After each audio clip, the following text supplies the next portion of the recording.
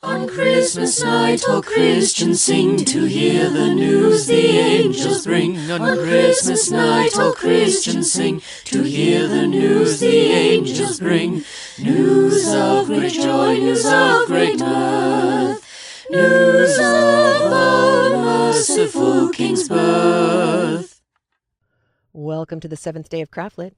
Today's compilation will include the Eve of St. Nicholas, The Thin Santa Claus, or The Chicken Yard That Was a Christmas Stocking, from 1909, and A Sussex Carol, followed by Santa Claus, Christmas in India, 1908, Christmas in a Dugout, Christmas Eve in the Far South Seas, and Cowboy's Christmas Ball from 1893, followed by a CraftLit exclusive from last year, A Spin for the Ages. If you haven't listened to the day one, the first day of CraftLit, you may want to go do that. All of the information on how and where to find other episodes will be in that opening. However, the short version is, if you're watching/listening on YouTube, you can get the playlist on our YouTube channel. And if you are looking at show notes and listening to this as an actual audio podcast, if you look in the show notes, you will see not only links to all the previous episodes, but time codes telling you where to fast wind to or rewind to be able to listen to exactly the right story that you want to listen to. Fireside Christmas Short Stories, The Eve of St. Nicholas by Faith Wynne. Recording by Ruth Golding. In a neat little house in an old-fashioned German village on the banks of the beautiful Rhine, with flat meadows and broad fields and roads bordered with tall poplars, there lived a happy family by the name of Lichtenfels. There were 2 daughters named Christine and Alice, the sunlight of the home where clouds were rare. 1 month, however, before the advent of St. Nicholas Day, something unusual occurred. And this something was a troubled pucker on the white forehead of little Alice, and as she watched the nimble fingers of Christine slipping the stitches off and on and off her shining needles, she sighed so deeply that the sister asked anxiously, "What ails thee, Liebchen?" "I am so afraid that St. Nicholas will ask me again this year if I can knit," she replied with a quiver in her voice. "So he will, Alice, so he will. And what canst thou answer? The mother wanted to teach thee, but thou wouldst not learn." "I know I was naughty not to obey. If I learn now, will St. Nicholas pardon me?" "I am sure he will." "Then I will learn before the month is out," said Alice, skipping after Christine to get the yarn and needles. And a pretty picture the mother found when she entered the room a while later. The smiling sisters were seated side by side on the wooden settee. Christine's arms were half bared, for it was one of those warm October days which Witherswill call the squirrel and the bee from out their winter home, and her fair head was bowed until it almost touched the flaxen locks of the child, her face eager and flushed as she guided the awkward little fingers through the stitches that seemed so determined to drop out of line. Patience and perseverance are fine partners and generally accomplish their aim.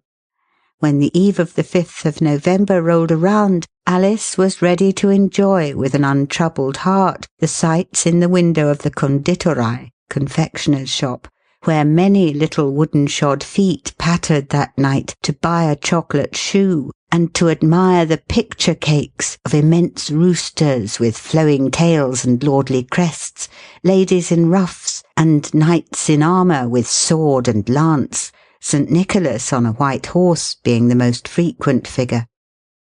These picture cakes are made in wooden moulds, thick square blocks of wood with the form to be made deeply cut into them. The dough is pressed firmly into this cutting until it takes its shape, when it is removed and baked.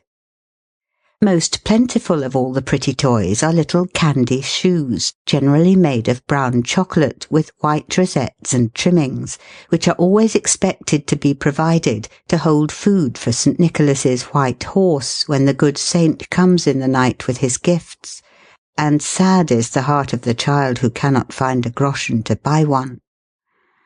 There was such a one standing close to Christine, who whispered that she could not afford a chocolate shoe, so she had made one of potato and would put the oats in it, adding the fervent hope that St. Nicholas would not be angry.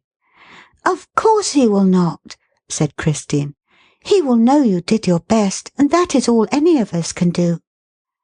That night there were many children in this little village in a state of great excitement, filling the shoes for the white steed with rye or oats or sugar, and blacking their own until they could almost see themselves in them, which were then placed upon a table beside their beds close to the chocolate shoes.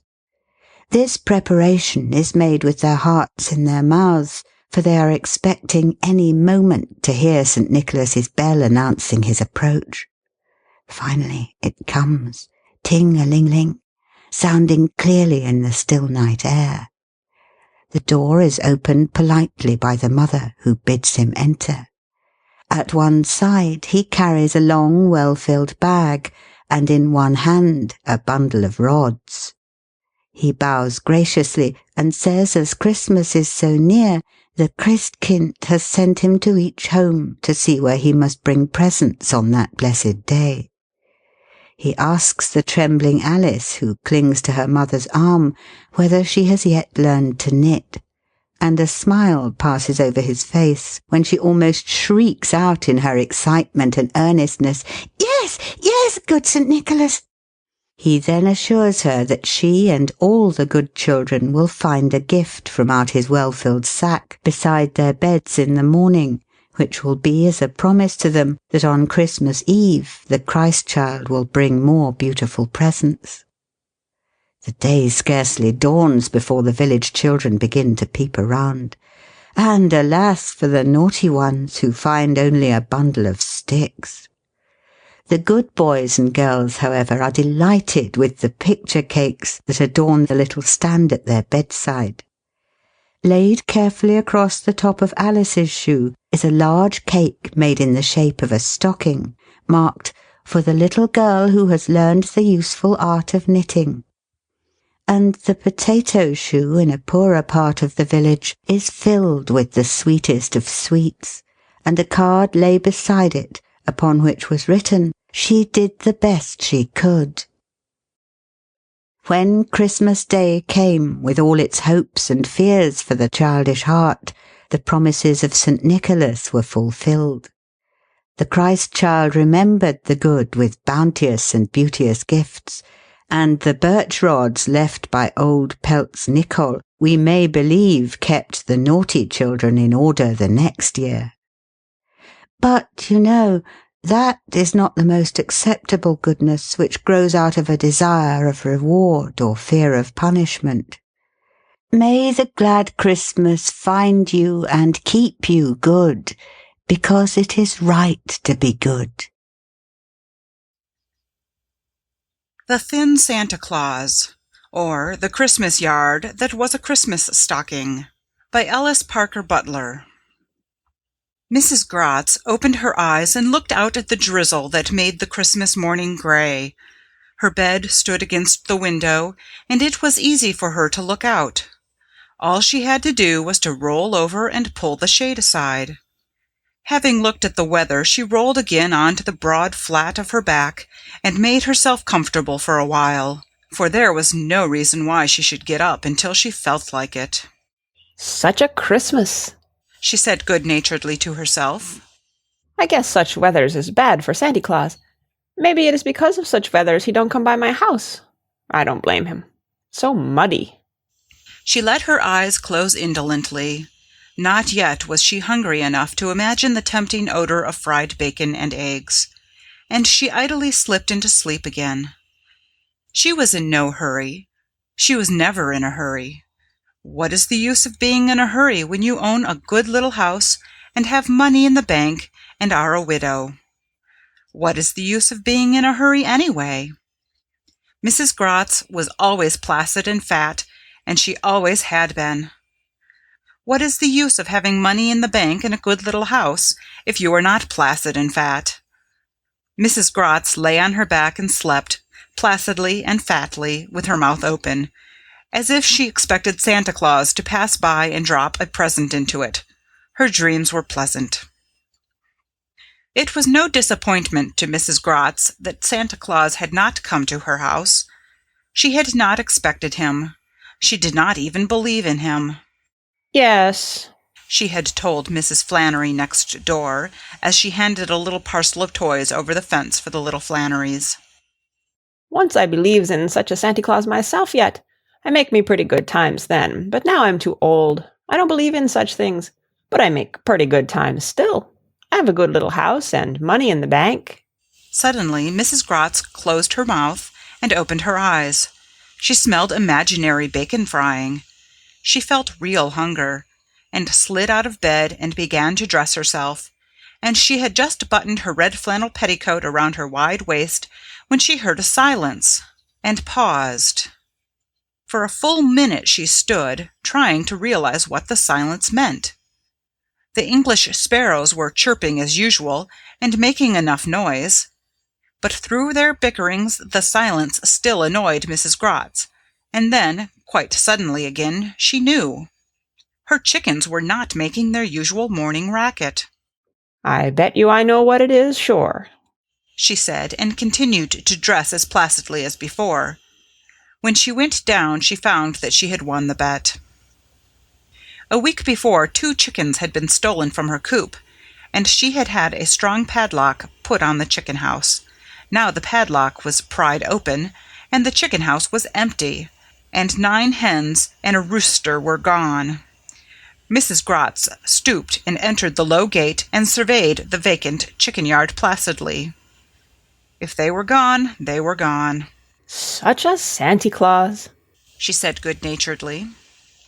I don't like such a Santa Claus taking away and not bringing. Pretty soon he don't have such a good name anymore if he keeps up doing like this. People likes the bringing Santa Claus. I guess they don't think much of the taking away business. He gets a bad name quick enough if he does this much. She turned to bend her head to look into the vacant chicken house and stood still.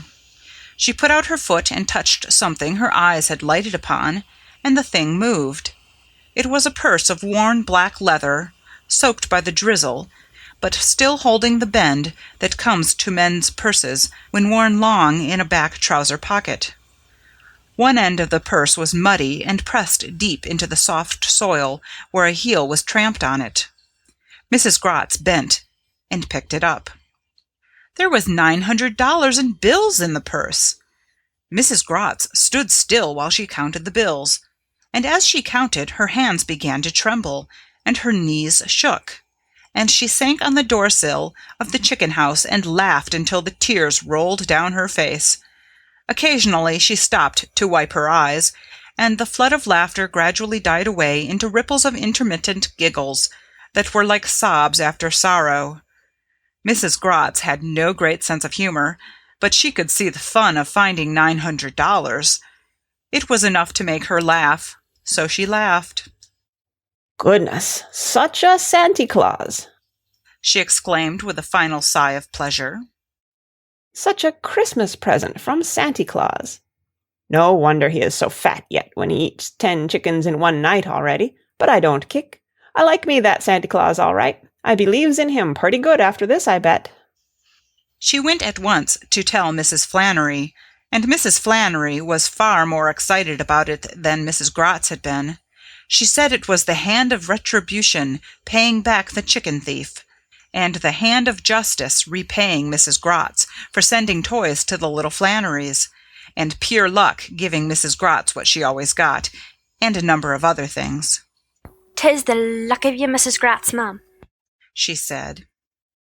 "and often I do be saying, it is the Dutch for luck, meaning no disrespect to you. And the fatter the luckier, as I often told me old man, rest his soul. And him so thin. And Christmas morning at that, ma'am, which is nothing at all but the judgment of having on the dirty chicken thief, picking such a day for his thieving, when there's plenty other days in the year for him. Keep the money, ma'am, for it is yours by good rights. And I knew there'd be some good come till you the minute you handed me the presents for the kids. The good folks sure all gets their reward in this world, only some don't. And I'm only sorry mine is a pig instead of chickens. But not wishing you had the money yourself at all, but who would come to steal a pig? And them such loud squealers. And who do you suspicion it was, Mrs. Gratz, ma'am? I think maybe I got me a present from Santa Claus, yes? said Mrs. Gratz. And hear the woman, said Mrs. Flannery. D'ye hear that now? Well, true for you, ma'am, stick to it. There's no telling who'll be claiming the money. And if ever Santa Claus brought a thing to a mortal soul, 'twas him brought you that. And 'twas only yesterday you were saying you'd no belief in him. Yesterday I don't have no beliefs in him, said Mrs. Gratz. Today I have plenty of beliefs in him. I like him plenty. I don't care if he comes every year. Sure not, said Mrs. Flannery. And you with the $900 in your pocket, I'd be glad of the chance. I'd believe in him myself for $450. That afternoon, Mrs. Flannery, whose excitement had not abated in the least, went over to Mrs. Gratz to spend the afternoon talking to her about the money. She felt that it was good to be that near it, at any rate, and when one can make a whole afternoon's conversation out of what Mrs. Casey said to Mrs. O'Reilly about Mrs. McNeely, it is a shame to miss a chance to talk about $900. Mrs. Flannery was rocking violently and talking rapidly, and Mrs. Gratz was slowly moving her rocker and answering in monosyllables, when someone knocked at the door. Mrs. Gratz answered the knock. Her visitor was a tall, thin man, and he had a slouch hat, which he held in his hands as he talked. He seemed nervous, and his face wore a worried look, extremely worried. He looked like a man who had lost $900, but he did not look like Santa Claus. He was thinner and not so jolly-looking. At first, Mrs. Gratz had no idea that Santa Claus was standing before her, for he did not have a sleigh bell about him, and he had left his red cotton coat with the white batting trimming at home. He stood in the door playing with his hat, unable to speak. He seemed to have some delicacy about beginning. Well, what is it? said Mrs. Gratz. Her visitor pulled himself together with an effort. Well, ma'am, I'll tell you, he said frankly. I'm a chicken buyer. I buy chickens. That's my business, dealing in poultry. So I came out today to buy some chickens. On Christmas Day? asked Mrs. Gratz. Well, said the man, moving uneasily from one foot to the other. I did come on Christmas Day, didn't I? I don't deny that, ma'am. I did come on Christmas Day. I'd like to go out and have a look at your chickens. It ain't so usual for buyers to come buying chickens on Christmas Day, is it? interposed Mrs. Gratz good-naturedly. Well, no, it ain't, and that's a fact, said the man uneasily. But I always do. The people I buy chickens for is just as apt to want to eat chicken one day as another day, and more so. Turkey on Christmas Day and chicken the next for a change. That's what they always tells me. So I have to buy chickens every day. I hate to, but I have to, and if I could just go out and look around your chicken yard. It was right there that Mrs. Gratz had a suspicion that Santa Claus stood before her. But I don't sell such a chicken yard yet, she said. The man wiped his forehead. Sure not, he said nervously.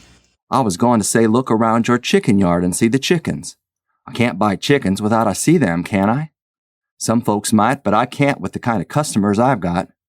I've got mighty particular customers, and I pay extra prices so as to get the best for them. And when I go out and look around the chicken yard... How much you pay for such nice, big, fat chickens, maybe? asked Mrs. Gratz. Well, I'll tell you, said the man. 7 cents a pound is regular, ain't it? Well, I pay 12. I'll give you 12 cents and pay you right now and take all the chickens you've got. That's my rule.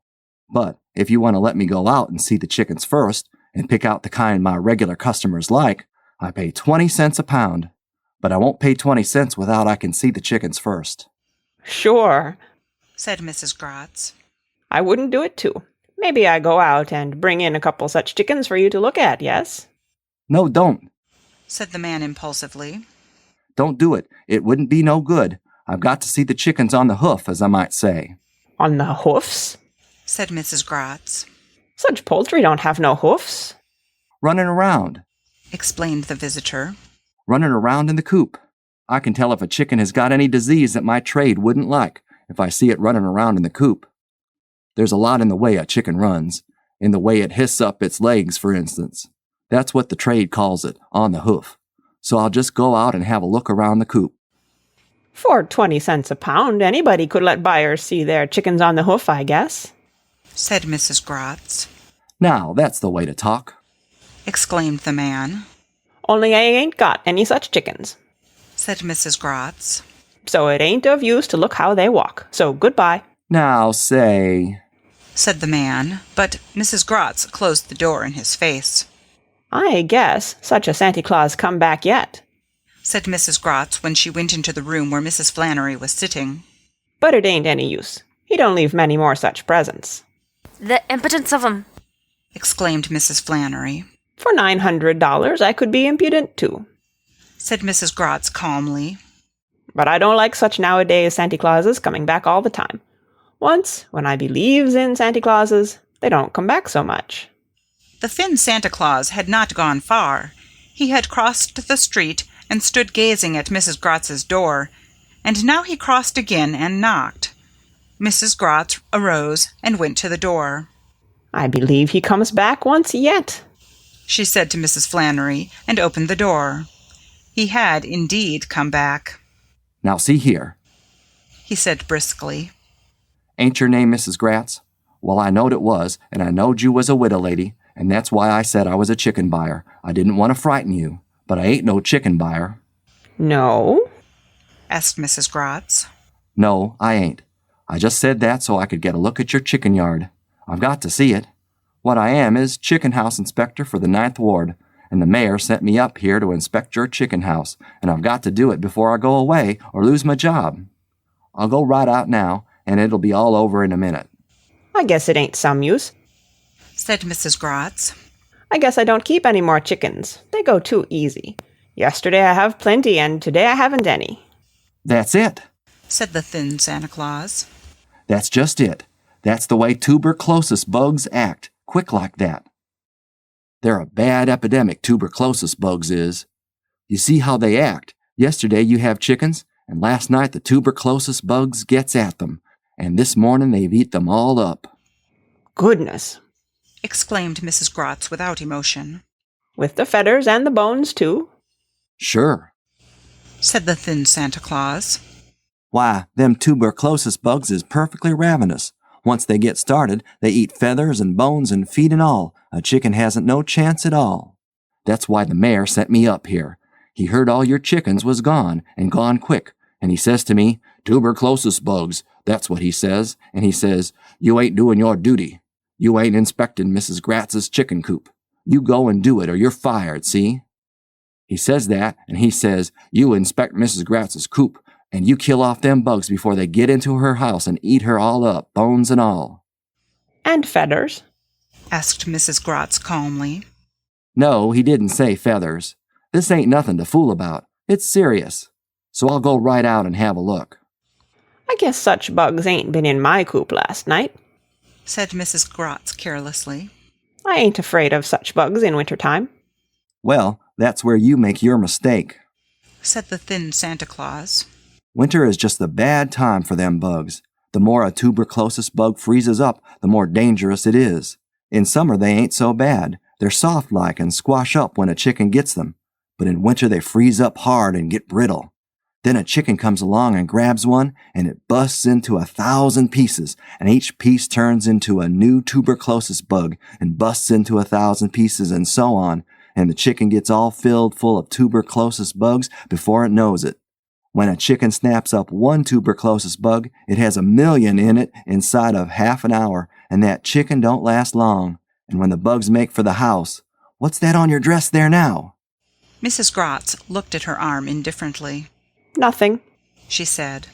I thought maybe it was a tuberculosis bug had got on you already, said the thin Santa Claus.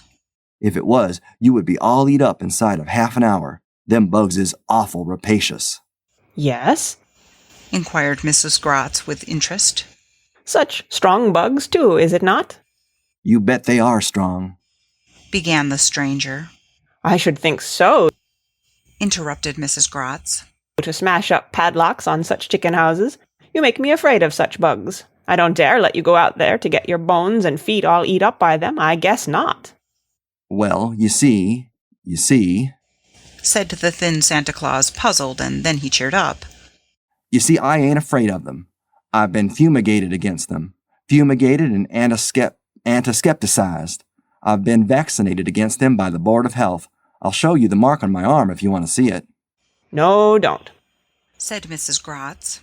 I let you go and look in that chicken coop if you want to, but it ain't no use. There ain't nothing there.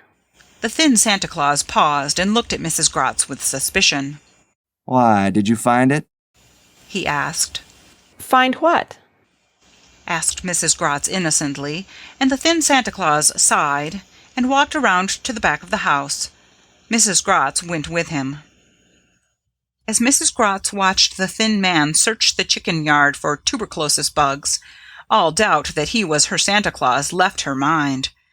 He made a most minute investigation, but he did it more as a man might search for a lost purse than as a health officer would search for germs. He even got down on his hands and knees and poked under the chicken house with a stick. And, when he had combed the chicken yard thoroughly and had looked all through the chicken house, he even searched the denuded vegetable garden in the backyard and looked over the fence into Mrs. Flannery's yard. Evidently, he was not pleased with his investigation, for he did not even say goodbye to Mrs. Gratz, but went away looking mad and cross. When Mrs. Gratz went into her house, she took her seat in her rocking chair and began rocking herself calmly and slowly. "'T was him done it, sure," said Mrs. Flannery. I don't like such come-agains much, said Mrs. Gratz placidly. I try me to believe in such a Santa Claus, but I like not such come-agains. In Germany did not Santa Claus come back so much. I don't like a Santa Claus should be so anxious. Still I believes in him, but if he has too many such come-agains, I don't believe in him much. "I would be setting the place on him. Santa Claus or no Santa Claus," said Mrs. Flannery vindictively. "the mean chicken thief."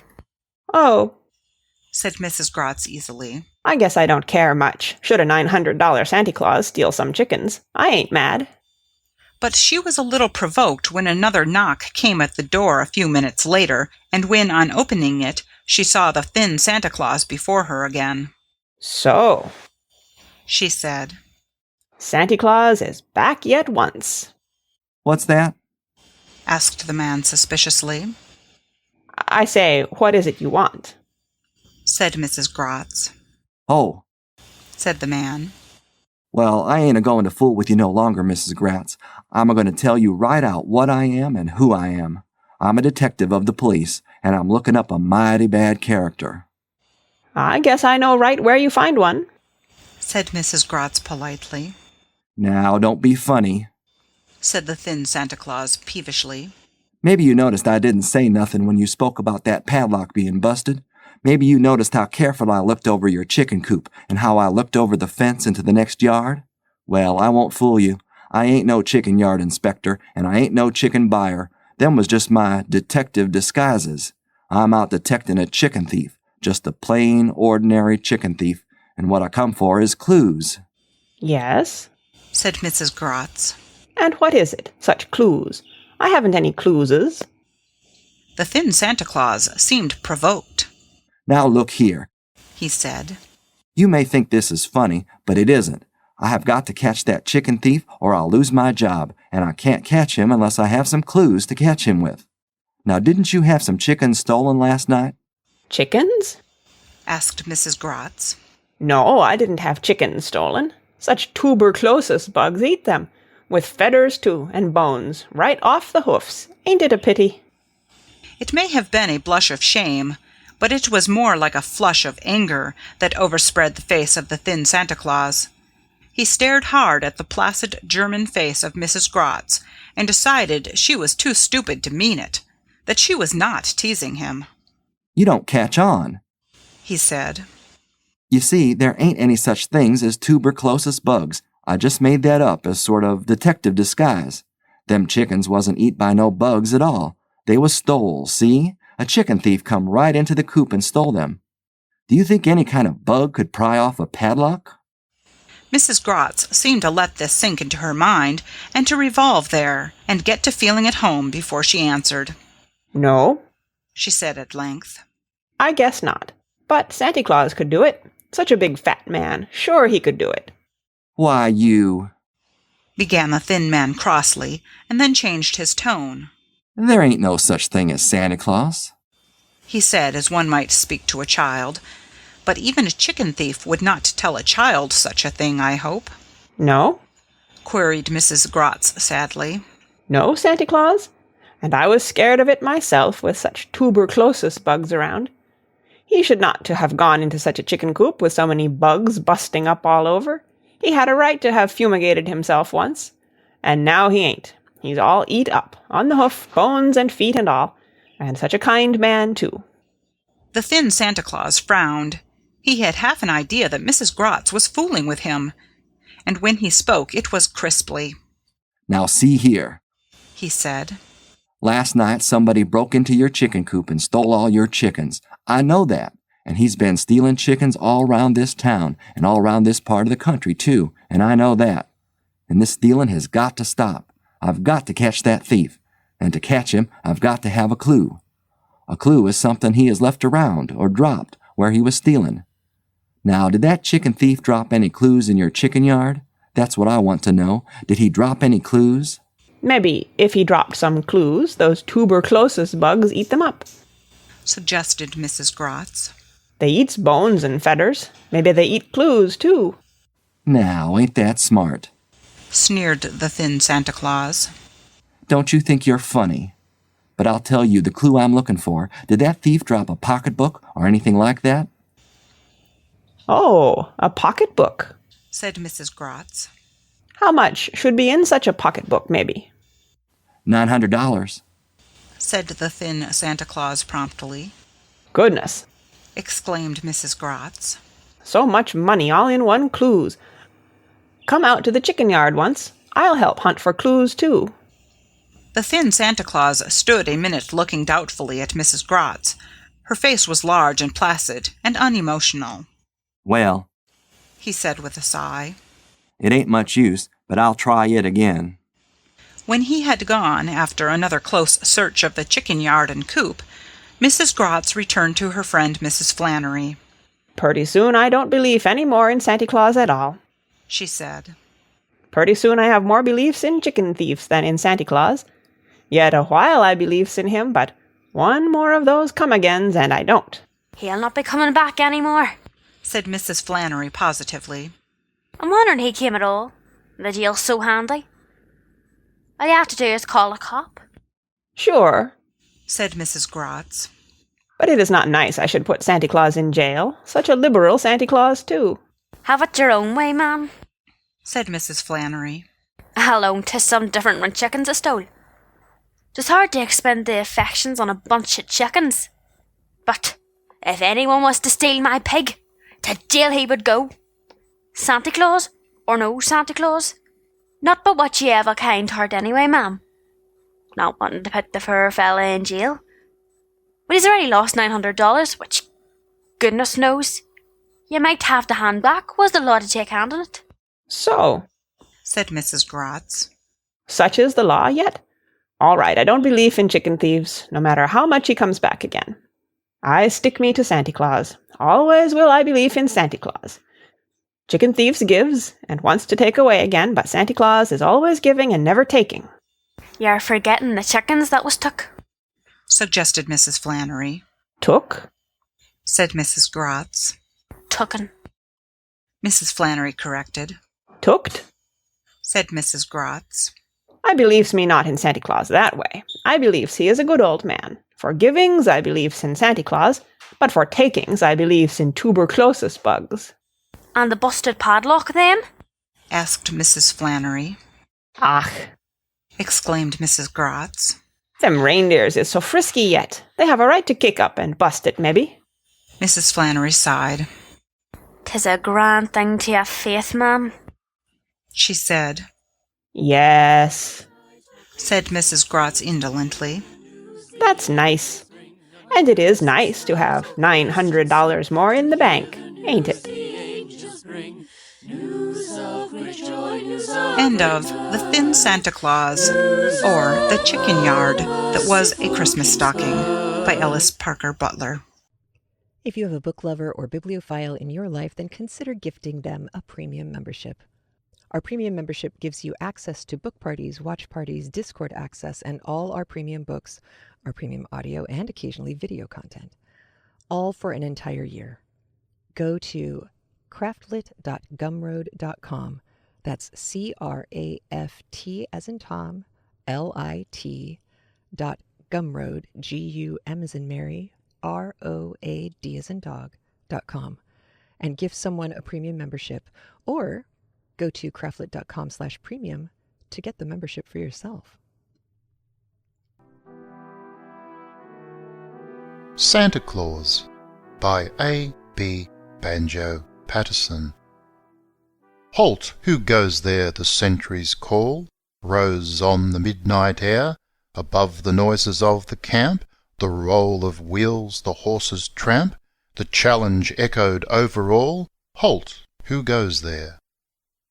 A quaint old figure clothed in white, he bore a staff of pine, an ivy wreath was on his head. Advance, O friend, the sentry said, advance, for this is Christmas night, and give the countersign. No sign nor countersign have I, through many lands I roam, the whole world over far and wide, to exiles all at Christmas tide, from those who love them tenderly, I bring a thought of home. From English brook and Scottish burn, from cold Canadian snows, from those far lands ye hold most dear, I bring you all a greeting here, a frond of a New Zealand fern, a bloom of English rose. From faithful wife and loving lass, I bring a wish divine, for Christmas blessings on your head. I wish you well, the sentry said, but here, alas, you may not pass without the countersign. He vanished, and the sentry's tramp re-echoed down the line. It was not till the morning light the soldiers knew that in the night old Santa Claus had come to camp without the countersign.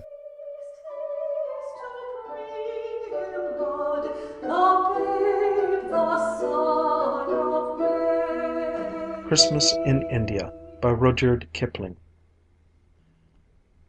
Dim dawn the tamarisks. The sky is saffron yellow as the women in the village grind the corn, and the parrots seek the riverside, each calling to his fellow that the day, the staring Eastern day, is born. Oh, the white dust of the highway! Oh, the stenches in the byway! Oh, the clammy fog that hovers over earth! And at home they're making merry 'neath the white and scarlet berry. What part have India's exiles in their mirth? Full day behind the tamarisks. The sky is blue and staring as the cattle crawl afield beneath the yoke, and they bear one o'er the field path who is past all hope or caring, to the ghat below the curling wreaths of smoke. Call on Rama, going slowly, as ye bear a brother lowly. Call on Rama, he may hear, perhaps, your voice. With our hymn books and our psalters we appeal to other altars, and today we bid good Christian men rejoice. High noon above the tamarisks, the sun is hot above us, as at home the Christmas day is breaking wan. They will drink our healths at dinner, those who tell us how they love us, and forget us till another year be gone. Oh, the toil that knows no breaking! Oh, the Haima ceaseless aching! Oh, the black dividing sea and alien plain! Youth was cheap, wherefore we sold it. Gold was good, we hoped to hold it, and today we know the fullness of our gain. Grey dusk behind the tamarisks, the parrots fly together, as the sun is sinking slowly over home, and his last ray seems to mock us, shackled in a lifelong tether that drags us back, howe'er so far we roam. Hard her service, poor her payment, she in ancient, tattered raiment. India, she the grim stepmother of our kind. If a year of life be lent her, if her temple's shrine we enter, the door is shut, we may not look behind. Black night behind the tamarisks, the owls begin their chorus, as the conchs from the temple scream and bray. With the fruitless years behind us and the hopeless years before us, let us honor, O my brothers, Christmas Day. Call a truce then to our labors, let us feast with friends and neighbors, and be merry as the custom of our caste. For if faint and forced the laughter, and if sadness follow after, we are richer by one mocking Christmas past.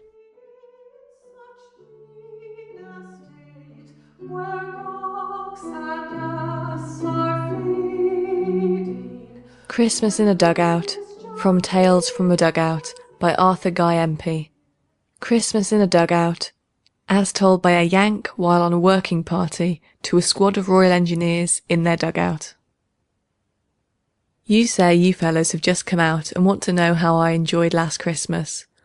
Well, I'll tell you the circumstances and let you judge for yourself about the enjoyment part of it. I guess nearly all of you met our gun's crew at that show we gave at S, so it will be unnecessary to introduce them. As well as I remember, this is what happened. It was Christmas Eve, and cold. Not the kind of cold which sends the red blood tingling through your veins and makes you want to be up and at 'em, but that miserable, damp kind that eats into the marrow of your bones, attacking you from the rear and sending cold shivers up and down your spinal column. It gives you a feeling of dread and loneliness.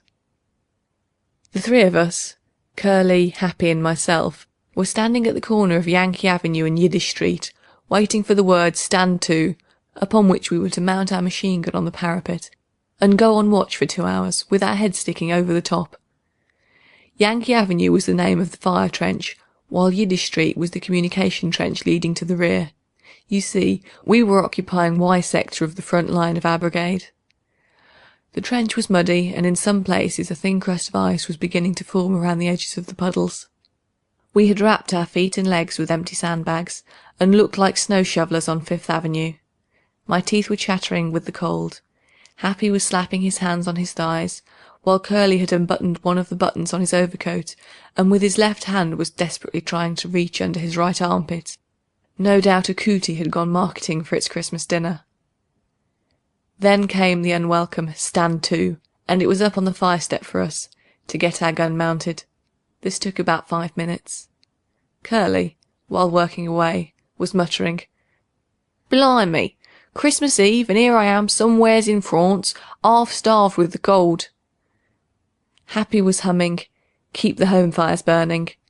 Right then, any kind of a home fire would have been very welcome. It was black as pitch in no man's land. Curly stopped muttering to himself, and Happy's humming ceased. There was serious work in front of us.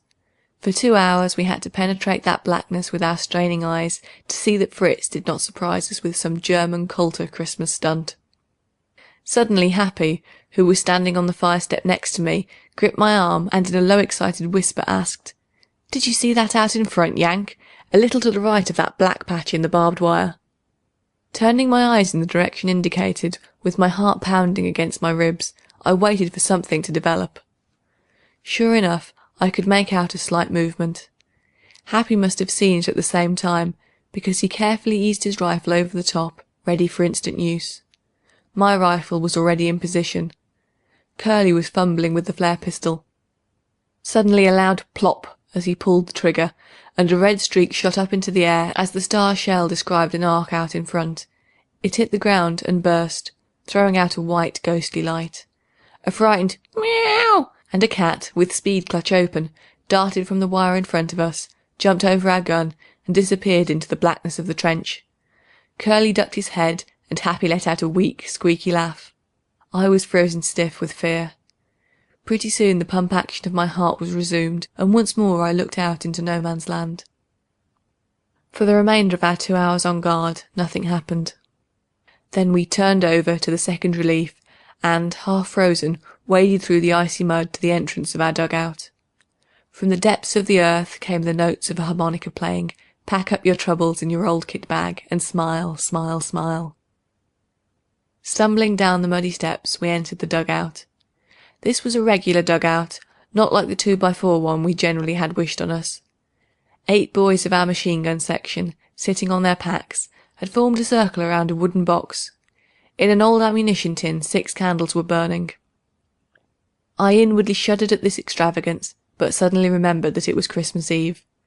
Sailor Bill was making cocoa over the flames of a Tommy cooker, while Ikey was toasting bread in front of a fire bucket, the fumes from which nearly choked us. As soon as we made our appearance in the dugout, the circle stood up, and, as is usual with you English, unselfishly made room for us to get around the fire bucket to thaw out our stiffened joints. In about 20 minutes or so, the cold of the trench was forgotten, and we joined in the merriment. The musician put his harmonica away, which action was greatly appreciated by the rest of us. It was Ikey. Bursting with importance, Sailor Bill addressed us. "Gentlemen, it is now time for this ship's company to report progress as to what they have done for the Christmas feed, which is to be held tomorrow at 8 bells. Yank, let's hear yours." I reported 1 dozen eggs, 2 bottles of white wine, 1 bottle of red wine, 8 packets of Gold Flake fags, and 1 quart bottle of champagne, which had cost me 5 francs, my last and lonely note on the Banque de France, at a French estaminet. This report was received with a cheer. Ikey was next in order. He proudly stated that he had saved his rum ration for the last 11 days, and consequently was able to donate to the feast his water bottle, 3/4 full of rum. We knew he had swiped the rum, but said nothing because this would help out in making brandy sauce for the plum pudding. Sailor Bill informed us that he had a fruit cake, a bottle of pickled walnuts, and 2 tins of devilled ham, which had been sent out to him from London. Each man had something to report. I carefully made a list of the articles opposite the name of the person donating them, and turned the list over to Bill, who was to act as cook on the following day. Just then Lance Corporal Hall came into the dugout, and, warming his hands over the fire bucket, said, "If you blokes want to hear something that will take you home to Blighty, come up into the fire trench a minute." None of us moved. That fire bucket was too comfortable. After much coaxing, Sailor Bill, Ikey, and myself followed Hall out of the dugout up into the fire trench. A dead silence reigned, and we started to return. Hall blocked our way and whispered, "Just a minute, boys, and listen." Pretty soon from the darkness out in front we heard the strains of a cornet playing, "It's a long, long trail we're winding." We stood entranced till the last note died out. After about a 4 or 5 minute wait, the strains were repeated, and then silence. I felt lonely and homesick. Out at the fire bay on our left, a Welsh voice started singing the song. The German cornet player must have heard it, because he picked up the tune and accompanied the singer on his cornet. I had never heard anything so beautiful in my life before. The music from the German trench suddenly ceased, and in the air overhead came the sharp crack-crack of machine-gun bullets as some Boche gunner butted in on our concert. We ducked and returned to our dugout. The men were all tired out, and soon rasping snores could be heard from under the cover of blankets and overcoats. The next day was Christmas, and we eagerly awaited the mail, which was to be brought up by the ration party at noon. Not a shot or shell had been fired all morning. The sun had come out, and although the trenches were slippery with mud, still it was warm, and we felt the Christmas spirit running through our veins. We all turned in and cleaned up the dugout. Making reflectors out of ammunition tins, sticking them into the walls of the dugout, we placed a lighted candle in each. Sailor Bill was hustling about, preparing the Christmas spread. He placed a waterproof sheet on the floor, and adding 3 blankets, spread another waterproof over the top for a tablecloth, and arranged the men's packs around the edge for chairs. Presently the welcome voice of our sergeant came from the entrance of the dugout. "Come on, me lads, lend a hand with the post." There was a mad rush for the entrance. In a couple of minutes or so the boys returned, staggering under a load of parcels. As each name was read off, a parcel was thrown over to the expectant Tommy. My heart was beating with eagerness as the sergeant picked up each parcel, then a pang of disappointment as the name was read off. Each of the others received from 1 to 4 parcels. There were none left. I could feel their eyes sympathising with me. Sailor Bill whispered something to the sergeant that I could not get. The sergeant turned to me and said, "Why, blimey, Yank, I must be going balmy. I left your parcel up in the trench. I'll be right back." He returned in a few minutes, with a large parcel addressed to me. I eagerly took the parcel and looked for the postmark. It was from London. Another pang of disappointment passed through me. I knew no one in London. My mail had to come from America. Then it all flashed over me in an instant. About 2 weeks before, I had noticed a collection being taken up in the section, and at the time thought it very strange that I was not asked to donate. The boys had all chipped in to make sure that I would not be forgotten on Christmas. They eagerly crowded around me as I opened the parcel. It contained nearly everything under the sun, including some American cigarettes. Tears of gratitude came to my eyes, but some way or other I managed not to betray myself. Those Tommies certainly were tickled at my exclamations of delight as I removed each article. Out of the corner of my eye I could see them nudging each other. A man named Smith in our section had been detailed as runner to our captain, and was not present at the distribution of the mail. 3 parcels and 5 letters were placed on his pack, so he would receive them on his return to the dugout. In about 10 minutes a man came from the trench, loaded down with small oblong boxes. Each Tommy, including myself, received one. They were presents from the Queen of England, and each box contained a small plum pudding, cigarettes, a couple of cigars, matches, and chocolate. Every soldier of the British Army in the trenches received one of those boxes on Christmas Day, as most of you know. At last Sailor Bill announced that Christmas dinner was ready, and we each lost no time in getting to our respective packs, sitting around in a circle. Smith was the only absentee, and his parcels and letters, still unopened, were on his pack. He was now a half-hour overdue. Sailor Bill, noting our eagerness to begin, held up his hand and said, "Now, boys, we're all shipmates together. Don't you think it would be better to wait a few minutes more for Smith?" We all assented, but, soldier-like, cussed him for his delay. 10 minutes passed, 15, then 20. All eyes were turned in Sailor Bill's direction. He answered our looks with, "Go to it, boys. We can't wait for Smith. I don't know what's keeping him, but you know his name is in orders for leave, and perhaps he's so tickled that he's going to see his wife and 3 little nippers in Blighty that he's lost his bearings and has run aground." We started in and waxed merry for a few minutes. Then there'd be an uncomfortable pause, and all eyes would turn in the direction of the vacant place. Uneasiness prevailed. Suddenly the entrance to the dugout was darkened, and a form came stumbling down. With one accord we all shouted, "Come on, Smith, you're missing one of the best Christmas dinners of your life." Our sergeant entered the dugout. One look at his face was enough. We knew he was the bearer of ill tidings. With tears in his eyes and a catch in his voice, he asked, "Which is Smith's pack?" We all solemnly nodded our heads in the direction of the vacant place. Without a word the sergeant picked up the letters, parcels and pack, and started to leave the dugout. Sailor Bill could stand it no longer, and just as the sergeant was about to leave, he asked, "Out with it, Sergeant. What's happened?" The sergeant turned around, and, in a choking voice, said, "Boys, Smith's gone west. Some bloody German sniper got him through the napper as he was passing that bashed-in part in Yiddish Street." Sailor Bill ejaculated, "Poor old Smith, gone west." Then he paused and sobbed out, "My God, think of his wife and 3 little nippers waiting in Blighty for him to come home for the Christmas holidays."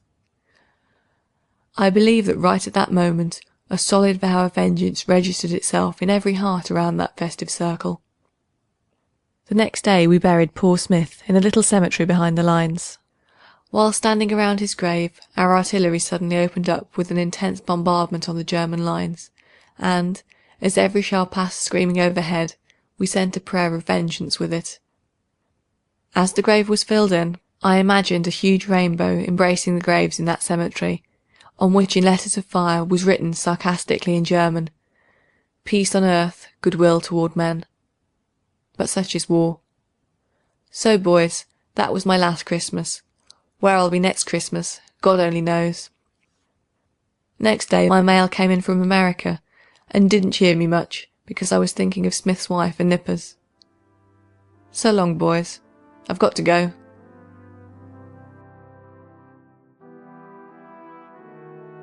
A Christmas Eve in the Far South Seas by Lewis Beck. Donald MacBride and myself were the only Britishers living on one of the North Pacific island lagoons when Christmas of 1880 drew near, and we determined to celebrate it in a manner that would fill our German and American trading rivals throughout the group with envy. MacBride was a bony, red-headed Scotsman with a large heart and a small, jealous, half-caste wife. The latter acquisition ruled him with a rod of iron, much to his financial and moral benefit, but nevertheless agreed with me that we, Donald, she, and myself, ought to show the Americans and the Dutchmen how an English Christmas should be celebrated. But as Sarah was a half-caste native of the Pelus, and had never been to a civilized country, she also concurred with me that Donald and myself should run the show, which, although I was not a married man, was to take place in my house on account of the greater space available. Donald, she said, wanted to have a hackis, so we bought a nanny goat from Ludwig Wolfen, the German trader at Moloch, and one evening, the 23rd of December, I helped Sarah to drive and drag the unsuspecting creature home to her husband's place to the slaughter. I may as well say at once that MacBride's nanny goat haggis was a hideous failure, and my boat's crew, to whom it was handed over with many strong expressions about MacBride's beastly provincial taste, said that it smelt good like shark's liver, but was not at all so juicy. Meanwhile, Wolfen, a fat, good-hearted Teuton, with a face like a full moon in a fog, called upon me and remarked in a squashy tone of voice, superinduced by too many years of lager beer and its resultant adipose tissue, that he and Peter Huysmans, his neighbour, would feel very much hurt if we did not invite them to participate in the festivities. I said that Blazyhead, for so we called dear old MacBride, and myself would be delighted, whereupon Wolfen, who had once, when he was a sailor on an English ship, spent a Christmas in a public house somewhere in the vicinity of the East India Docks, said that the correct thing for us to do would be to have a Christmas cake.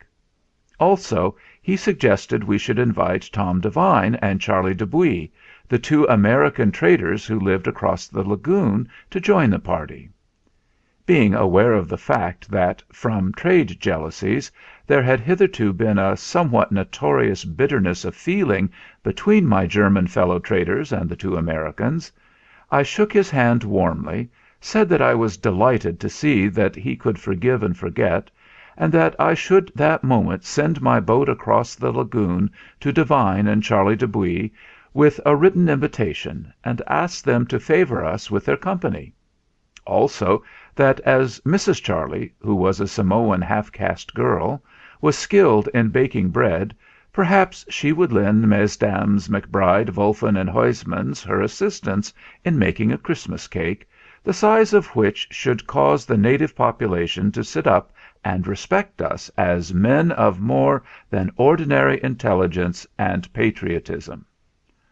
On the evening of the 24th, 3 whaleboats, attended by a flotilla of small native canoes, sailed into the little sandy-beached nook upon the shores of which the trading station was situated.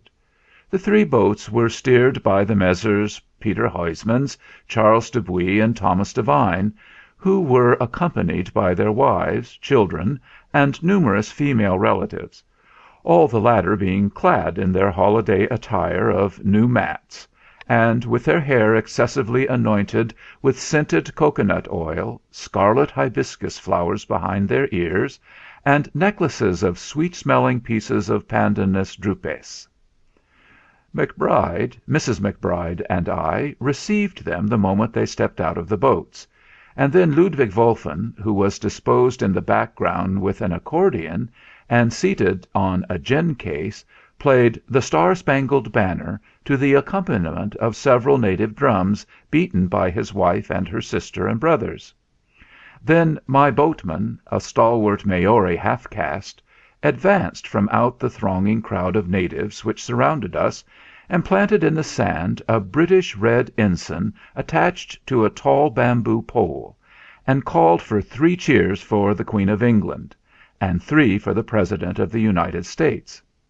This at once gave offence to Ludwig Wolfen, who asked what was the matter with the Emperor of Germany, whereupon Bill Grey, the Maori, took off his coat and asked him what he meant, and a fierce encounter was only avoided by half a dozen strapping natives seizing Billy and making him sit down on the sand, while the wrathful Ludwig was hustled by Donald McBride and Mrs. Ludwig, and threatened with a hammering if he insulted the gathering by his ill-timed and injudicious remarks about a foreign potentate.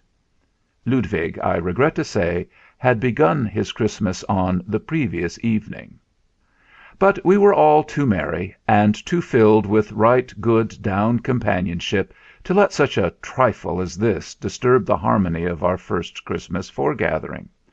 And presently Bill Grey, his dark handsome face wreathed in a sunny smile, came up to the sulky and rightly indignant trader with outstretched hand, and said he was sorry.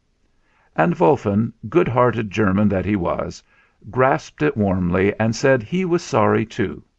And then we all trooped up to the house and sat down, only to rise up again with our glasses clinking together, as we drank to our wives and ourselves and the coming Christmas, and to the brown smiling faces of the people around us, who wondered why we grew merry so suddenly.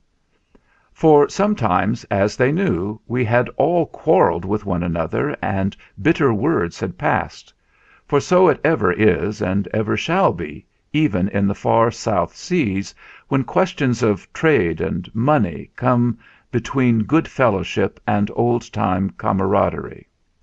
And then sweet, dark-eyed Sarah, McBride's young wife, took up her guitar and sang us love songs in the old Lusitanian tongue of her father; and Tom Devine, the ex-boat steerer, and Charlie Dubuis, the reckless, and Peter Huysmans, the red-faced, white-haired old Dutchman, all joined hands and danced around the rough table, while Billy Grey and Ludwig Wolfen stood on the top of it and sang, or tried to sing, "Home, Sweet Home."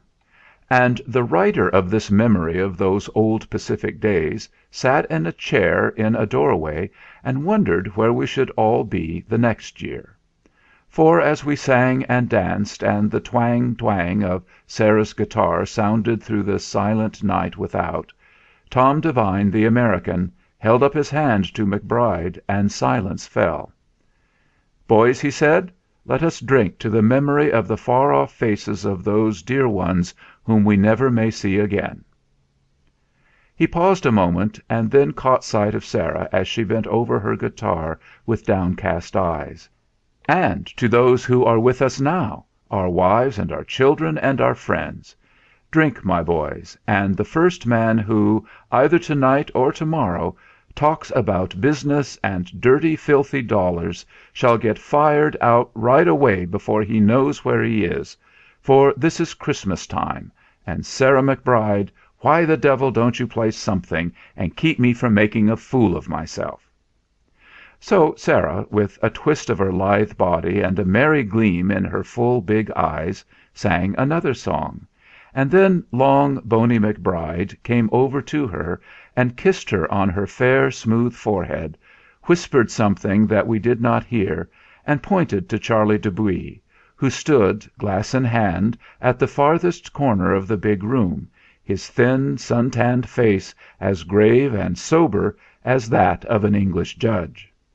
"Gentlemen," then sotto voce to the chairman in the doorway, Just fancy us South Sea loafers calling ourselves gentlemen. Gentlemen, we are here to spend a good time, and I move that we quit speech-making and start the women on that cake. Tom Devine and myself are, as you know, members of two of the first families in America, and only came to the South Seas to wear out our old clothes." "Oh, shut up," said Devine. "We don't want to hear anything about the first American families. This is an English Christmas, with full-blooded South Sea trimmings. Off you go, you women, and start on the cake." So Charlie Dupuy shut up, and then the women, headed by Sarah and Mary Devine, trooped off to the cook-house to beat up eggs for the cake, and left us to ourselves. When it drew near midnight they returned, and Peter Huysmans arose and, twisting his grizzled moustaches, said: "Mine boys, will you let me tell you dot now is coming der morn when Jesus Christ was born? And will you please, Mary Devine, tell dose natives outside to stop dose damned drums while I speaks? And come here, you McBride, mit your red het, and you Ludwig Wolfen, and you Tom Devine, and you Charlie Dupuy, you wicked damned devil, and you Tom Dennison, you saucy Australian boy, mit your curled moustache and your svelte white tucked suit, and let us join our hands together and agree to have no more quarrelings and no more angry words. For why should we quarrel, as our good friends say, over dirty dollars, when there is room enough for us all in this lagoon to get a decent livings? Und then we should try and remember that we, none of us, is going to live forever, and when we is dead a damned long time. But now, mine friends, I will say no more, for I am dry. So here's to all our good healths, and let us promise one another not to have no more angry words." And so we all gathered around the big table, and, grasping each other's hands, raised our glasses and drank together without speaking, for there was something, we knew not what, that lay behind Dutch Peter's little speech, which made us think. Presently, when a big and gaudy German-made cuckoo clock in the room struck 12, even reckless Charlie Dupuy forgot his old joke about Tom Dennison's damned old squawking British duck, as he called the little painted bird, and we all went outside and sat smoking our pipes on the wide veranda, and watching the flashing torchlights of the fishing canoes as they paddled slowly to and fro over the smooth waters of the sleeping lagoon. Then, almost ere we knew it, the quick red sun had turned the long black line of palms on Caroline to purple, and then to shining green, and Christmas Day had come. Tonight, as a chill December wind wails through the leafless elms and chestnuts of this quiet Kentish village, I think of that far-away Christmas Eve, and the rough, honest, sun-browned faces of the men who were around me, and pressed my hand when Peter Huysmans spoke of home and Christmas, and Tom Devine of the dear faces whom we never might see again. For only one, with the writer, is left. MacBride and his gentle, sweet-voiced Sarah went to their death a year or two later in the savage and murderous Solomons. Wolfen and his wife and children perished at sea when the Sadie Foster schooner turned turtle off the Marshalls, and Devine and Charlie Dupuy, comrades to the last, sailed away to the Moluccas in a 10-ton boat and were never heard of again. Their fate is one of the many mysteries of the deep. Peter Huysmans is alive and well, and only a year ago I grasped his now trembling hand in mighty London and spoke of our meeting on Millie Lagoon. And then again, in a garish and tinselled city bar, we raised our glasses and drank to the memory of those who had gone before.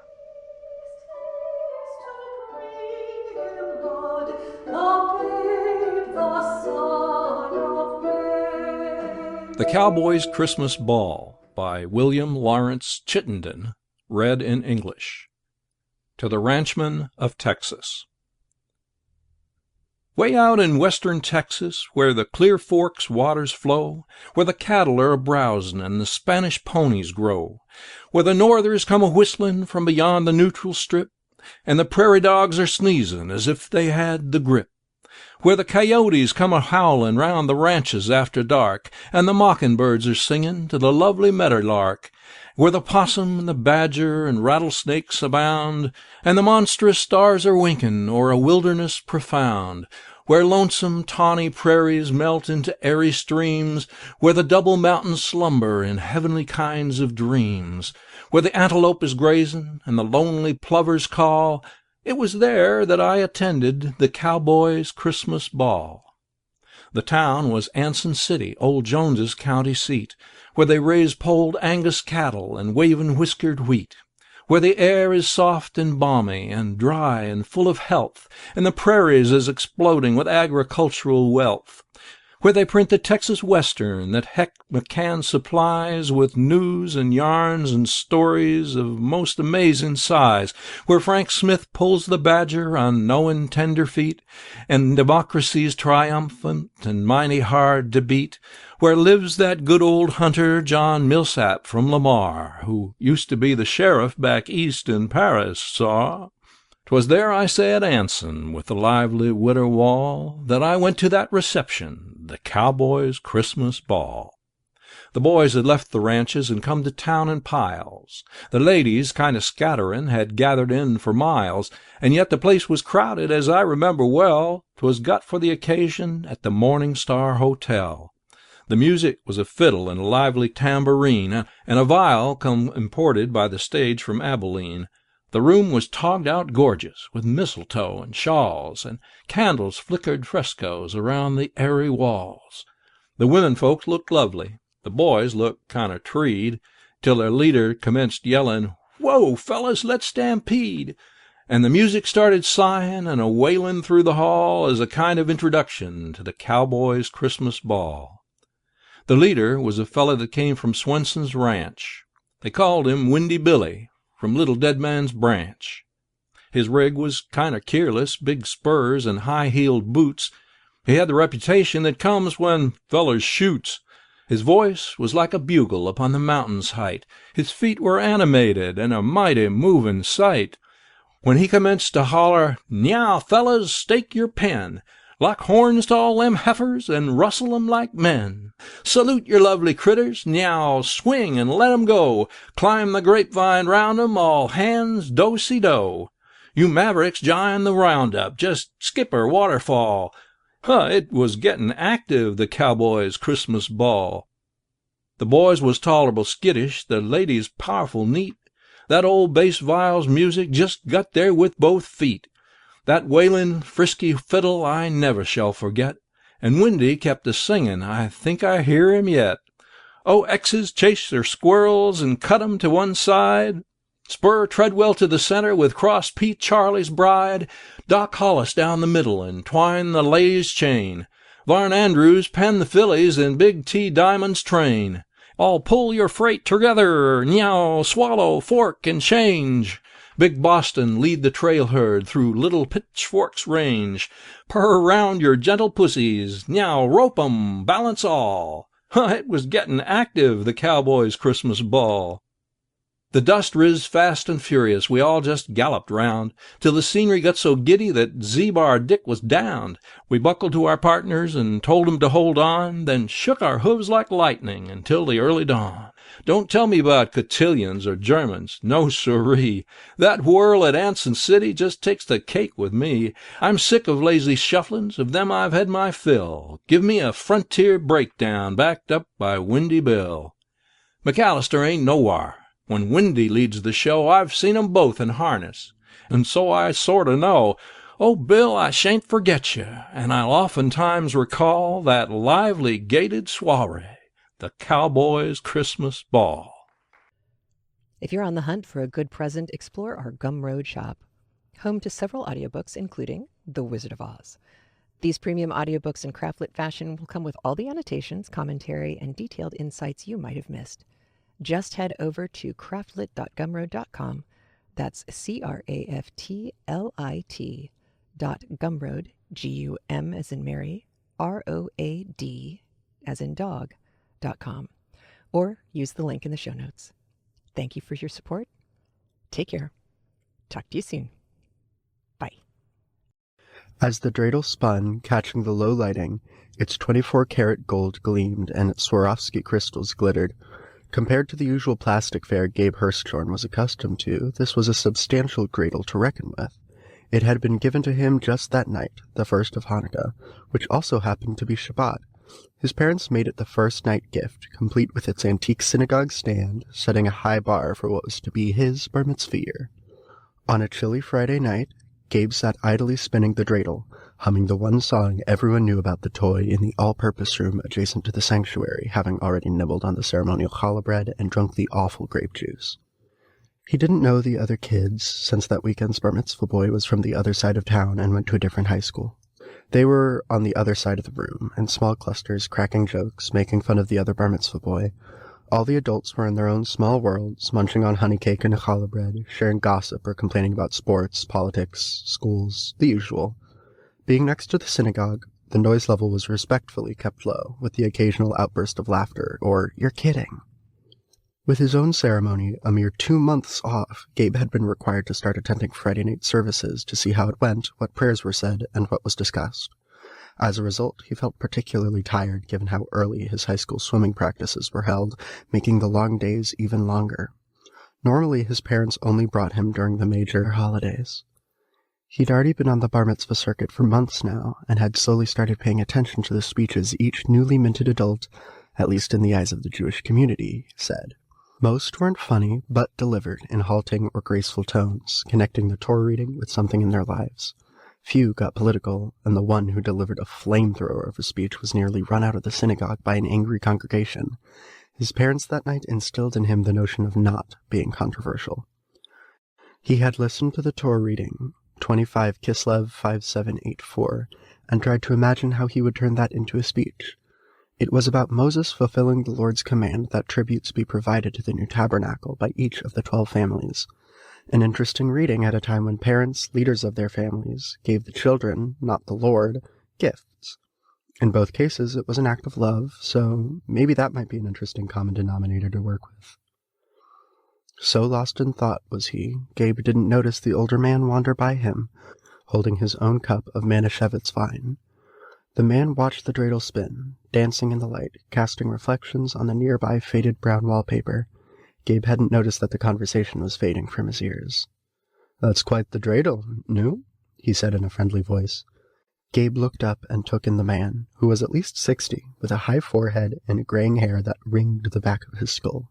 He wore a dark gray suit, a red and yellow striped tie, and a white shirt. His yarmulke was a black nylon one, from the basket near the temple's entrance, so Gabe concluded that he must be a visitor, maybe related to the bar mitzvah boy. He preferred his Transformers yarmulke, which his mother frowned at, but it made the cantor laugh. "It's nice," the man said about the dreidel. And it was, even if he wasn't sure what to do with such a fancy toy after the 8-day holiday ended. "I'm Birsha," he said, holding out his hand with its liver spots and paleness. He wasn't sure if the name was the man's first or last, but didn't ask.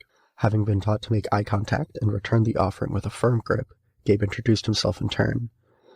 "You know, I've never played," he told the 12-year-old. "In all my travels, it just never seemed to come up." "Really? I thought every family played. It's pretty easy." "Tell me," Birsha said. "Well, first we need something to win. It can be candy or, if I'm lucky, some coins." The man lowered his paper plate, loaded it with challah and assorted rugelach. "So, let's practice with these. Good?" "Sure," he replied. "Now we each take a turn spinning the dreidel, and depending on which letter comes up, we win or lose." "Explain to me, if you would be so kind, these meanings." Holding up the handcrafted and expensive new dreidel, Gabe showed each side and explained, "Nun stands for nothing in the game, and the player does nothing. Gimel means everything, and the player wins the entire pot. Hey is half, and you win half the pot, and Shin means put in, so the player must add more to the pot." "I see. A game of chance. So we are teaching youngsters to gamble at an early age," the man said. Gabe shrugged and laughed. "I guess. It's also more than that. It also reminds us that a great miracle occurred there being the first Hanukkah. He spun the dreidel, and the nun was face up. Nothing for you, yes? Yep. Your turn, Gabe said, handing the man the dreidel.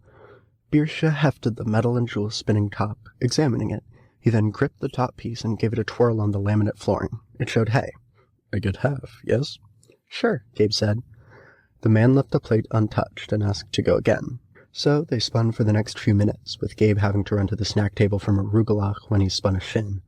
Birscha never touched the growing pile of food, even though Gabe enjoyed the apricot pastry the best. You play well, Birscha told him, as Gabe ate another apricot morsel. Shall we go for something of greater value? I didn't bring anything else. Birscha removed a fat money clip from his jacket pocket and peeled off a $100 bill. He placed it beside the paper plate. You may win this money, or if you lose, you must steal the yod from the bima. Gabe gaped at that, asking him to take the pointer which hung from the rolled Holy Torah scrolls. He practiced with the lung reader, which tapered until it ended with a hand, the index finger extended to guide the reading. You're crazy, Gabe said, still staring at the bill. He had never touched such a denomination, let alone owned one. He was certainly tempted. Birscha cocked an eyebrow, and somehow the light shadowed his eyes, and a chill ran through the adolescent. Okay, sure, Gabe said, figuring the man didn't really mean it, and handed the dreidel to him. Your turn. The man spun, and the nun was face up. Okay, he could live without getting the cash, but he was very relieved not to have to steal. Birscha studied the dreidel with a frown. Without a word, he added a second $100 bill to the pile, and then handed the toy to its owner. Rubbing the dreidel between his palms, Gabe hoped to win the pot. He then spun the toy, and the hay was facing him. With a big grin, he snatched one of the two bills and stuffed it into his suit jacket's inside pocket. Would you like to play for better stakes? Birscha asked after several more turns. Maybe for something far more substantial. It had grown very quiet, Gabe noticed, but his parents hadn't come to collect him for home, so he decided he had more time to play. I don't have any money on me, Gabe said. I really don't want to steal anything. He began to wonder what the man might have in mind. He began to notice that no one paid attention to them in their game, which was unusually. Normally this would attract others, especially if coins were involved. Idly, he wondered if this man was someone to be wary of, someone his parents and teachers warned him about. But Birscha didn't offer him drugs, didn't try to touch him, or do nothing more than to ask some innocent questions about his schooling and the game. His stranger danger alarm was not going off. That's fine, Birscha said. How would you like me to play for you? Me? I don't understand.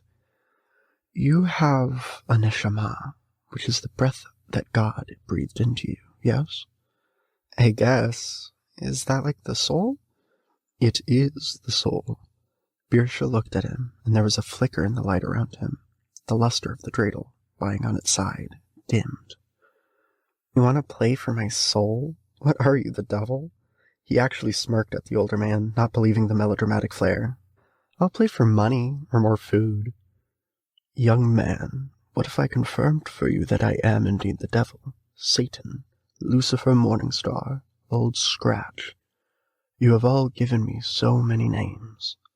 Okay, this guy was nuts. Maybe it was time to rejoin his parents. But Gabe realized he couldn't make out the people behind Birscha. The world had gotten dimmer, everything fuzzier.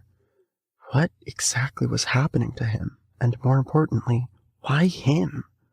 We don't believe in the devil, Gabe said defiantly. You don't believe in me as a physical manifestation, no, that is correct. But you do believe in Yetzar Hara, the idea of evil and temptation. After all, the snake in the Garden of Eden came from somewhere, yes? Your Rabbi Grossman teaches that this is an internal struggle within each individual between inclinations toward good and evil. The more mystical of you, those who practice the Kabbalah, have the concept of Sidra Akra, impurity and evil. And that's you? Yes. That is me, Gabriel Allen Hirschhorn. I am asking you to play with you and your dreidel for your soul. One spin. This was beyond anything he imagined was possible. But Gabe also felt stuck. He tried to stand but couldn't. They were within something that kept them unseen by others. That alone should convince him he was dealing with something unnatural, but this man knew his full name and wanted something. This was some test. What kind and by whom was unclear, but he was an athlete, and winning was part of who he was. What do I get if I win? What are you putting in the pot? An excellent question. Is there something you desire? Money? To take Mindy Sholnick to bed? To sign the largest baseball contract in history? What do you desire? Gabe was shocked to hear Mindy's name. No one, and he meant no one, knew he had the hots for Mindy. But he also read enough and watched enough to know about deals with the devil. You are tempting me, and that will throw me off my game. You need to offer up something I am not craving. Birsha nodded, and a sly smile crossed his features. Did you have something in mind? Did he? He got up and walked in a small circle, thinking of what could be equal to his soul.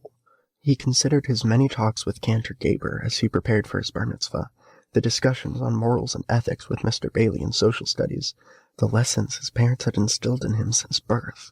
He was a child of privilege in that he had family, a house, access to education, friends, and family. He knew so many did not have any of those. He'd heard his parents discuss the news and the struggles of other countries. He thought hard for at least a minute, and then turned to face his opponent. What about you must promise to end all global malevolence and embrace goodness for eternity? Birsha laughed out loud at the presumptuous offer. Gabe glanced around to see if anyone heard the outburst, but they were alone. Your little soul for something so grand? You think so much of your spinning prowess. I think highly of my soul. As you should, Birsha said. It's a lovely one, bright and pure and good. It's the shiniest one in the room, and therefore the one I want.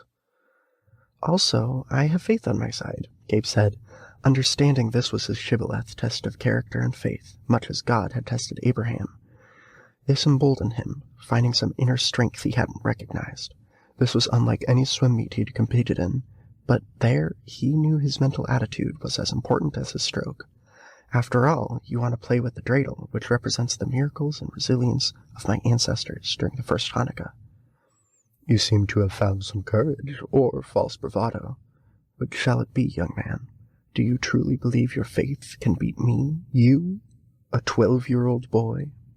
Maybe he was hiding the sheer terror at the idea that he might be dealing with the actual devil, but he didn't want to show it. Instead, he said, You picked me. You must want me pretty badly. So put up. I admit to being impressed by such words. You truly believe your soul is worth changing. I am known by several names, and have responsibilities and duties to the heavenly host. You're a tempter. You're evil. My parents say the world is filled with too much evil. If you change your ways, maybe it'll help.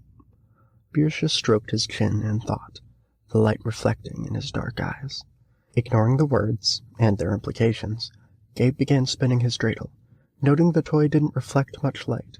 He needed to play so he could be rid of this threat. Deal, Birsha said. Do we sign something? Gabriel asked, recalling the legends. My black book? This is not some Arthur Miller play, Birsha said indignantly. Who? Never mind. Your word is your bond. You will spin first. Gabe needed a moment. If all of this was truly happening, he needed to be strong, and he needed his faith more than ever. So he held up his hand. Closing his eyes, he took a deep breath, and then in Hebrew he said, Baruch atah Adonai, we praise you, eternal God, sovereign of the universe, who makes us holy on this, the first night of Hanukkah. I remember the courage of the Maccabees, who fought for their faith. Their victories are called on the dreidel. Each letter, Nes Gadol Hayasham, recalls to us the great miracle that happened there, representing divine intervention.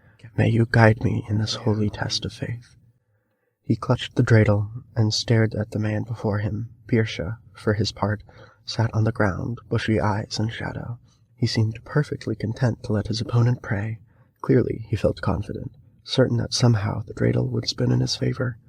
Gabe turned the toy over in his hand, recalling his lessons, trying to divine a deeper meaning for each letter. One by one, he considered the letter, its literal meaning, its meaning to the game, and then tried to dig deeper, as his rabbi has taught him when he was first introduced to Torah study as a part of his bar mitzvah preparation. He told himself he would interpret each letter to have an extra layer of meaning. Nun would stand for nonchalantly confident in his ability to overcome the devil. Gimel became gimme more chances, allowing him to continue the game even if he has lost a round. Hey transformed into hey look over there, hoping to distract the devil at crucial moments.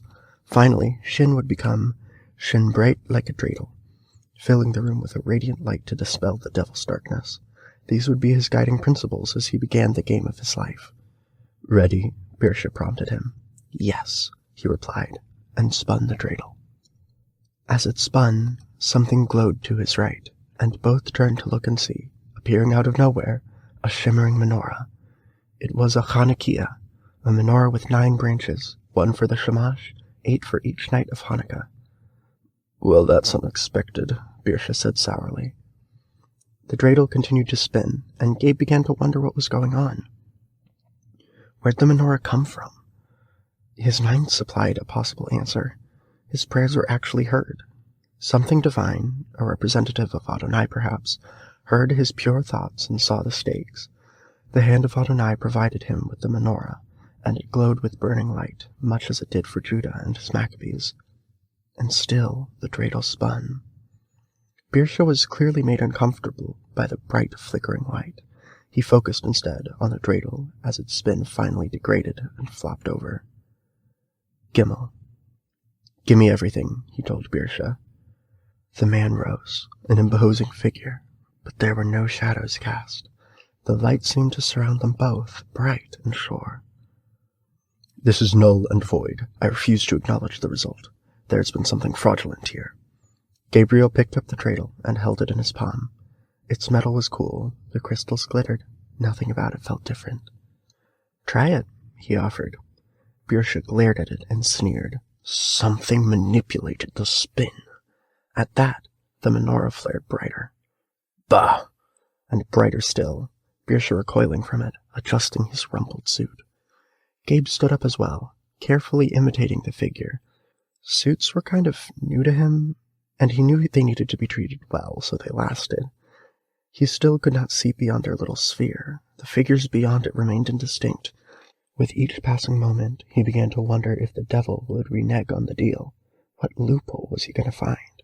They each had something on the line, and they agreed to the spin. The menorah didn't appear until after the spin, so it had little bearing on the events. Still, he couldn't shake it, feeling nervous as the adrenaline that fueled him began to wear off. His mind kept shouting at him, You're playing with the devil! Of course there's going to be a trick! Best 2 out of 3, he offered, attempting to show some compassion. It may give you a shot at redemption. He remembered Rabbi Grossman's lesson about redemption. She called it Geula, the rightful getting back of something that once belonged to a family but had been lost. If he truly was the devil, then he was someone who belonged to Adonai. This was a chance for Birsha to redeem himself. You, young man, are filled with grace and compassion, things I lost long ago. So thank you very much for the kind offer, but no, our deal was a spin and you won. Your faith appears to be rather strong, given the celestial sign you were given. So, you win, I lose. Now I need to figure out how exactly I am going to honor my end of the bargain. How am I going to know if you keep your end of the bargain? Birsha glared at him. But then his face changed, his expression softened, and a small smile appeared. Not everything is instantaneous. Your generation and its need for instant gratification. It'll be the end of civilization as we know it. That's what Pop-Pop tells me, Gabe interrupted. Smart man. It'll be the downfall of mankind, and I had nothing to do with it. No, Gabriel, it will take time. It will show itself in ways small and grand. For me to do better, you need to do the work, too. You will be tested again and again, and each time you must resist the Yetzer Hara. Resist me, and we'll both do better, yes? Gabe nodded, struck at the enormity of what he was hearing. He'd have to do a lot of thinking and praying to do. You're observant. It's a good trait. You will see my hand in defense. When? Birsha actually laughed at the youth, which annoyed Gabe, whose euphoria at beating the devil was fading. "How about tonight? The Lord has plans for you, and maybe, just maybe, he sent me to test you, to see if you are ready." "A test like the way he tested Job?" "I tested Job. Yes, it was at his behest, because I was told that there is nothing like him on the earth, a blameless and upright man who fears God and turns away from evil. I was to test that belief." Gabe's eyes went wide. "You're comparing me to Job?" "Are you a blameless and upright man?" he asked. Gabe shook his head. "Not yet. I am not a man until February." "Reciting the Torah is just part of your particular rite of passage, then," Birsha said. The menorah grew in intensity, so much so that Gabe was forced to shut his eyes and sit again. He could sense the light finally fading, and when he dared to crack a lid, there was no menorah, no Birsha, no sense of a barrier between him and everyone else. In fact, the post-service gathering appeared to be still going on, ignoring him. All he saw was his still glittering dreidel and the paper plate of food. His hand rushed to the jacket pocket, and the crisp $100 bill was there. Something did happen. This was no hallucination. "Gabers," his mother called, coming over to him. "Get off the floor, please. You're going to get the suit dirty, and I need it for tomorrow's services. What have you been doing?" "Just playing with my new dreidel," he told her, rising. "I think I'm getting pretty good at it." Thank you so much for listening. If you enjoy what we do at CraftLit and want to listen to more of our audio, feel free to visit us at our Gumroad shop and check out all our premium annotated books. Charles Dickens's Bleak House, for example, has more than 40 hours worth of annotated audiobook. We are not joking. If this is something you're interested in, go to craftlit.gumroad.com. That's CRAFTLIT.gumroad, GUM as in Mary, ROAD as in dog.com to access our premium books or buy them as a gift. Happy holidays. If you enjoy what we do here on CraftLit, please don't forget to like and subscribe on iTunes. Give us a thumbs up and hit that subscribe button on YouTube. You can also support the show by subscribing to the CraftLit App Premium feed. You can check the link below for details.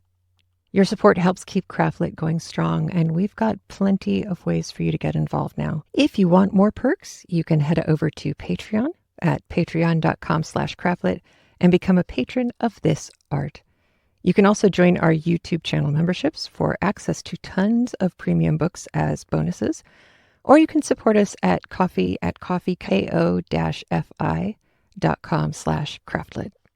And guess what? We've just relaunched our premium memberships over on craftlit.com. Go to craftlit.com/premium and check out all of the details there. Link is below as well. For a one-stop shop to all things CraftLit, please visit Linktree at linktr.ee/CraftLit channel. This is your go-to hub for all of our social media and more. They're all listed there for you.